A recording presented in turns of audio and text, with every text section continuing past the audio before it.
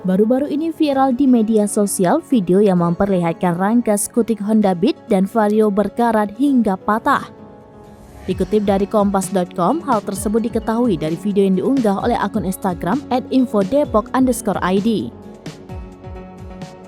Terlihat pengendara motor sedang berboncengan, namun tiba-tiba rangka motor Honda Beat tersebut patah. Pemilik motornya pun mengaku tak tahu mengapa situasi itu bisa terjadi. Adapun penyebab banyaknya Beat yang mengalami patah rangka disinyalir karena sasif ESAF yang berkarat.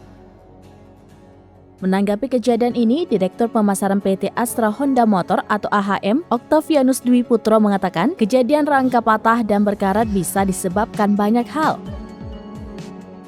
Pihaknya akan mengganti rangka tersebut jika hal itu karena kesalahan pabrikan. Selain itu, pabrikan telah memiliki aturan terkait garansi.